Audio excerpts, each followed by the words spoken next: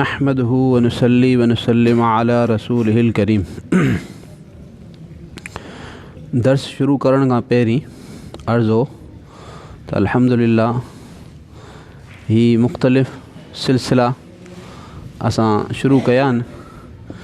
इन में 4 ॾींहं छंछरु, आचर, सूमर, अंगारो इन में क़ुरान पाक जो तफ़सीर जो दर्स थिए थो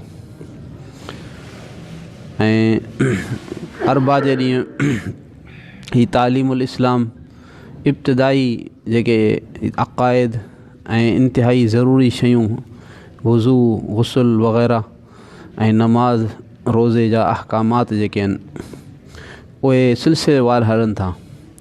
त सभिनी दोस्तनि खे अर्ज़ु, जेके दोस्त क़रीब हिते कका मस्जिद में शिरकत करे सघनि था त उहे थोरो मुख़्तसर वक़्तु थिए थो 10-15 मिंट, त इन में जेको सो शिरकत कजे। ऐं ॿियनि दोस्तनि खे अर्ज़ु त हीअ जेका असांजी वेबसाइट आहे त उन खे सब्सक्राइब करे ऐं उन मां फ़ाइदो वठणु। केतिरियूं मस्तूरात औरतूं घर में ख़ूब फ़ाइदो वठी सघनि थियूं। अल्लाह ताला पाण सभिनी खे सही सम्झ नसीब फ़रमाए, सही अमल जी तौफ़ीक़ अता फ़रमाए, दुनिया ऐं आख़िरत में कामयाब फ़रमाए। बिस्मिल्लाहिर्रहमानिर्रहीम। हाणे बयानु आहे त अल्लाह पाक सां मुसलमाननि खे कहिड़ा अक़ीदा रखणु घुरिजनि। सवाल, अल्लाह पाक सां मुसलमाननि खे कहिड़ा अक़ीदा रखणु घुरिजनि? जवाब, अल्लाह पाक हिकु आहे। अल्लाह पाक ई इबादत ऐं बंदगीअ जे लाइक़ु आहे ऐं उन खां सवाइ को बि बंदगीअ जे लाइक़ु नाहे ऐं उन जो को बि शरीक नाहे ऐं हू हर ॻाल्हि खे ॼाणे थो। का बि शइ हुन खां लिकल ऐं पोशीदा नाहे। हू वॾी ताक़त ऐं कुदरत वारो आहे। उन ई ज़मीन, आसमान, चंड, सिज, तारा, फ़रिश्ता, माण्हू, जिन्न, मतिलबु त तमामु जहान खे पैदा कयो आहे। उहो ई तमामु दुनिया जो मालिक आहे। उहो ई जीआरे थो, उहो ई मारे थो, यानी मख़लूक़ जी ज़िंदगी, हयाती, मौत उन जे ई हुक्म सां थिए थो ऐं उहो ई तमामु मख़लूक़ खे रोज़ी ॾिए थो।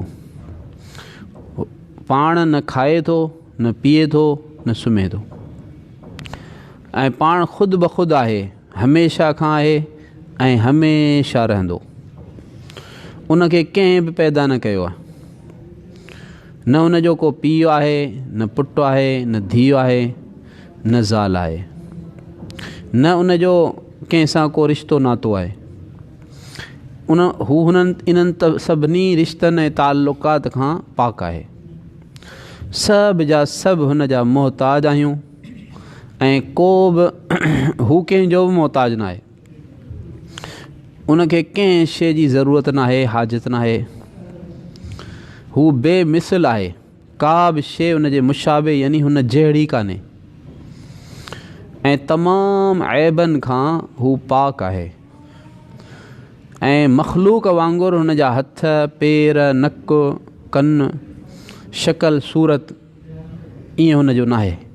उन खां बि हू पाक आहे।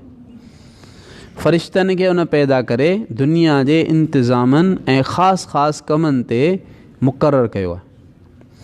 हुन पंहिंजी मख़लूक़ जे हिदायत जे लाइ पैगम्बरनि खे मोकिलियो त माण्हुनि खे सचो मज़हब सेखारीनि ऐं सुठियूं ॻाल्हियूं ॿुधाइनि ऐं बुरियुनि ॻाल्हियुनि खां माण्हुनि खे बचाइनि। हाणे तौहीद, सवाल आहे त तौहीद जी छा मतिलबु आहे? तौहीद जी माना छा आहे? जवाबु, दिलि सां अल्लाह ताला खे हिकु सम्झी ऐं ज़बान सां उन जो इक़रार करण खे तौहीद चइजे थो। सवाल आहे त मख़लूक़ खे अल्लाह पाक जे हिकु हुअण जी कीअं ख़बर पई? जवाबु इहो आहे त सभिनी खां पहिरीं ॻाल्हि त इहा आहे त इंसान जो जेको अक़ुलु आहे उहो बशर्ते कि अक़ुलु सही हुजे। शर्त इहो आहे त इंसान जो अक़ुलु सही हुजे त अल्लाह ताला जे मौजूदु हुअणु ऐं अल्लाह ताला जे हिकु हुअण ते इहो अक़ुलु ई दलालत करे थो। उहो उन जो यकीन ॾियारे थो इंसान खे त अल्लाह पाक आहे ऐं अल्लाह पाक हिकु आहे। इन ई करे दुनिया जा वॾा वॾा अकुलमंद, हकीम, फ़लसफ़ी जेके बि थिया आहिनि उहे अल्लाह पाक जी तौहीद खे मञण वारा थिया आहिनि। माना अकुल जो अकुल इन ॻाल्हि खे अकुल यानी सम्झाए थो। ॿियो अल्लाह पाक जा पैगम्बर जेके आहिनि उहे बिल इत्तिफ़ाक़ तमामु मख़लूक़ बिल इत्तिफ़ाक़ मख़लूक़ खे तौहीद जी तालीम ॾींदा रहिया आहिनि ऐं इहो ॿुधाईंदा रहिया आहिनि त अल्लाह पाक हिकु आहे, उन जहिड़ो ॿियो को बि न आहे। सभु नबी इन ॻाल्हि ते मुतफ़िक़ हुआ। सवाल त छा क़ुर पाक में बि तौहीद जी तालीम आहे? जवाब त बिल्कुलु क़ुर पाक में तौहीद जी कामिल तरीक़े सां तालीम आहे ऐं आला दर्जे ते ॾिनी वई आहे।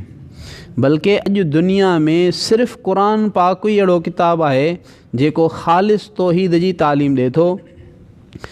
अगरचे पहिरियां जेके किताब हुआ आसमानी किताब, उहे बि आसमानी किताब हुआ, उन्हनि में तौहीद जी तालीम हुई, पर उन्हनि किताबनि में माण्हुनि यानी उन्हनि किताबनि जी तालीम खे माण्हुनि बदिले छॾियो ऐं तौहीद जे ख़िलाफ़ु ॻाल्हियूं उन में दाख़िल करे छॾियूं ऐं अल्लाह पाक जे मोकिलियल आसमानी तालीम खे उन्हनि मटे छॾियो। ऐं उन जी इस्लाह जे लाइ अल्लाह ताला सची तौहीद दुनिया में फैलाइण जे लाइ अल्लाह ताला हज़रत मुहम्मद मुस्तफ़ा अहमद मुश्तबा सल्लल्लाहु ताला अलैहि वसल्लम खे मोकिलियो ऐं पंहिंजो ख़ासि किताब यानी क़ुर पाक नाज़िल फ़रमायो ऐं उन में साफ़ ऐं सचे ऐं ख़ालिस तौहीद जी तालीम अल्लाह पाक ॾिनी। क़ुर पाक जी आयतुनि में तौहीद जी कहिड़ी तालीम आहे?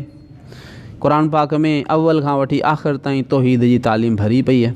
मसलन सूरह बक़रा जी 163 नंबर आयत आहे, व इलाहुकुम इलाहु वाहिद ला इलाहा इल्ला हुवर रहमानुर रहीम, यानी तव्हांजो माबूद हिकु अल्लाह आहे, उन खां सवाइ को बि माबूद न आहे, उहो घणो बख़्शण वारो महिरबान आहे। ॿी आयत सूरह आल इमरान जी 18 नंबर आयत आहे, जंहिंमें अल्लाह ताला फ़रमाए थो, शहीद अल्लाहु अन्नहु ला इलाहा इल्ला हुवा वल मलाइकतु व उलुल इल्मि क़ाइमन बिल क़िस्त ला इलाहा इल्ला हुवल अज़ीज़ुल हकीम। यानी अल्लाह ताला गवाह आहे त अल्लाह ताला खां सवा को माबूद न आहे ऐं फ़रिश्ता ऐं इल्म वारा बि इन ॻाल्हि जी गवाही ॾियनि था ऐं हू इंसाफ़ ते क़ाइमु रखण वारो आहे, उन खां सवाइ ॿियो को माबूद न आहे, हू ग़ालिब हिकमत वारो आहे। इन तरीक़े सां ॿियूं बि बेशुमार आयतूं आहिनि जेके अल्लाह पाक जी तौहीद जी तालीम ॾियनि थियूं। मसलन जीअं क़ुल हुवल्लाहु अहद, यानी ए महबूब सल्लल्लाहु अलैहि वसल्लम अवां चओ त अल्लाह हिकु आहे। अल्लाह ताला पाण सभिनी खे सही अक़ीदा ऐं सही अमल ऐं सही सम्झ नसीब फ़रमाए। आमीन। या अरहमर राहिमीन या अरहमर राहिमीन या अरहमर राहिमीन या ज़ल जलाल वल इकराम या ज़ल जलाल वल इकराम या ज़ल जलाल वल इकराम। अल्लाहुम्मा सल्लि अला सय्यिदिना मुहम्मद व अला आलि मुहम्मद कमा सल्लैता अला इब्राहीम व अला आलि इब्राहीम इन्नका हमीदुम मजीद।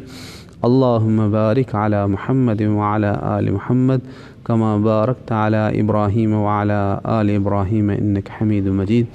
रब्बना ज़लमना अनफुसना व इन लम तग़फिर लना व तरहमना लनकूनन्न मिनल ख़ासिरीन। रब्बना आतिना फ़िद दुनिया हसनह व फ़िल आखिरति हसनह व क़िना अज़ाबन नार। रब्बना तक़ब्बल मिन्ना इन्नका अंतस समीउल अलीम व तुब अलैना इन्नका अंतत तव्वाबुर रहीम। व सल्लल्लाहु तआला अला हबीबिही मुहम्मद व अला आलिही व अस्हाबिही व बारिक वसल्लम। आमीन आमीन।